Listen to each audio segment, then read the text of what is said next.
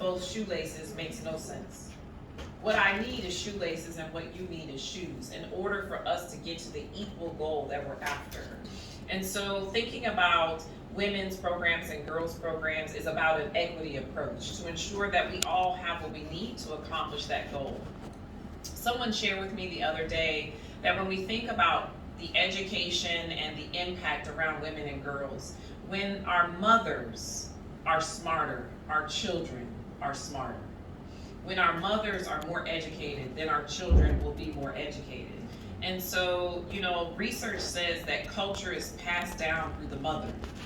And so it's really important that we think about, when people ask me why women and girls, I like to say, well, why not your mother? Wow. So, please, do you have, like you said, plans to promote the culture, especially the tourist sites in northern Ghana, because we have a lot of culture and tourist sites in northern Ghana? For example, the Greenwich Meridian is located in Yendi, and the German Cemetery too located in Yendi, and a lot of tourist sites in northern Ghana. So, what are your intentions to promote those sites? So I think we've begun already. During the coronation program that we've had, so I've had the opportunity to travel to a few of these because there's a lot. So I've had an opportunity to travel, and as I go back, and then we also took the delegation to visit some of these. So when the delegation visited, there were about 8 or 9 people from the U.S., and they have become brand ambassadors for the culture, right? So they're promoting the culture as well. And so wherever I go, whether I'm in Ghana, I'm in the U.S., I'm abroad in Europe, it doesn't matter. For me, I always elevate the culture. And by piquing that curiosity, people become interested in a space they may know nothing about. And not just in general about Ghana, but specifically about the northern region. So the other things are to think about, how do we begin to commercialize, for lack of a better word? How do we begin to think about the festivals in the north as ways for tourism? Sure. And that will require us to think differently about the festivals, right? I had the astounding pleasure to participate in the Dumba. And so I went to Somo Dumba and then the Naa Dumba, and I rode the horse in the Dumba, and it was amazing. And the delegation participated in the Dumba. But I'm also thinking about, as I went through that journey, how might we begin to think about inviting not just people from the north, and not just people from Ghana, but people from around the globe to come and participate in the Dumba, in the Fire Festival, and in other festivals that occur. That will mean we'll need to partner up and collaborate with civic, with community, with traditional leaders, with the chieftaincies, and really design an opportunity that is conducive not for just those who have been here and who live here, but for those who have never participated. And so that they'll feel comfortable, they'll feel welcomed, they'll know how to plug in. They won't have to know all of the culture in order to participate. And so we're looking forward to that. And also how we begin to promote the culture abroad. So we're looking forward to we're in the beginning stages of plans to host the Dumba in 2023 in Louisville, Kentucky. The first Dumba that was hosted in the U.S. was hosted in Louisville, Kentucky. And so we'll be bringing it back to Louisville, Kentucky again in 2023. And hopefully, go alone. If you want to go far, go together. But if you want to accomplish the goal, you have to have a plan of action.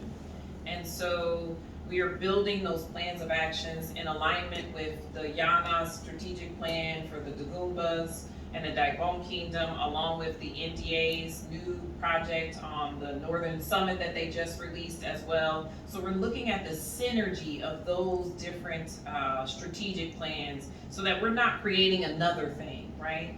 I think the other thing we're really focused on is that collaboration. How do we get all of the different groups together? Because we're all working towards the same goal. And so we would have a greater impact, a deeper impact, if we work collaboratively on a specific goal. For example, education. When we think about education, if there are 20 or 40 or 50 organizations just in the North focused on education, if we all focused on the students passing the BCE or the BEC test, the BCE, instead of one of us focusing, we would then begin to see a significant impact versus little small movements. And so that's one of the other elements. And so my advice and my challenge to not just the young people, but also to the more seasoned people. I don't always like to say old, right?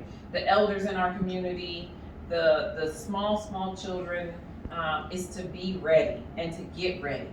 You know, when opportunity presents itself, it's because we're ready for the opportunity. And so we must be ready before the opportunity presents itself. And so organizing ourselves, getting connected to the different organizations, and not looking at the personal benefit. You know, when we all eat, then I also eat too. But if I'm only eating, then eventually I won't eat. So we have to make sure that we're not just considering what is my own personal gain, but how does this benefit the whole? When we're more concerned about the benefit of the whole, we all thrive, we all flourish, and we all will be successful. So that would be my advice and challenge. Great. Well, okay, another very interesting message. That your dress is very nice. Thank you. That looks so nice in it. Well, thank you so much for that. This one also said, so last couple of messages. Hello, I'm Samuel. Please send me your moon contact. Have you referred to your Royal Highness that I should send me your moon contact? Okay. Okay, boss, thank you very much for that. Good morning, I'm Bakis from Kumasi. Wow, the Queen of Queens. You look so beautiful. Please, can I get your contact? Because I want to be your Queen Mother. Okay, well, that I want to be your Queen Mother. Good morning, I'm Abdul Karim. I want to thank her for sharing this kind of wisdom with us. And thank you so much for that. Please, I want to get in touch with her. All right, thank you so much for that message. And Osama from Bebla, I want to ask if I can get contact to study outside Ghana. Okay, my name is Abakar Aisha. Hi, good morning, my sister and brother. Thank you very much. So the time is up. We are left with almost 2 minutes to wrap up. So please, from the beginning of your intention and your schements and your coordination, a lot of people supported you. So your acknowledgement to them and your final remarks. Yes. So, you know, the list is long. But I want to say a special gratitude to the Tamale Sister Cities Committee, the executives that have supported, the members that have been so supportive, the Louisville Sister Cities Committee and the World Affairs Council as well, my family as well, the Northern Region Coordinating Council, the Northern Regional Minister, the mayors, both of Tamale and I think it's Sarnago, and the municipalities there, as well as the TSIC school, the Zosimli Naa school that came out and supported and helped, all of the volunteers that have come to help during our initiative at the hospital. You know, also thinking about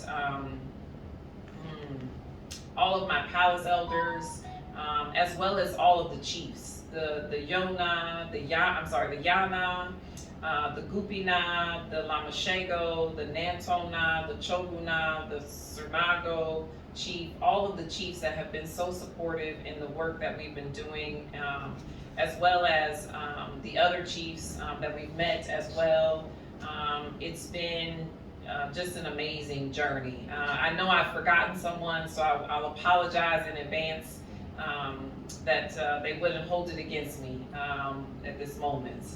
But I think I covered just about everyone, but if not, my apologies in advance. Good. So it's been nice and privileged having you. So shortly, your final remarks. Yes. Final remarks. You know, when I think about what's possible, when I think about where we're going, and I think about why, you know, if we don't think about why it's important for us to do this work,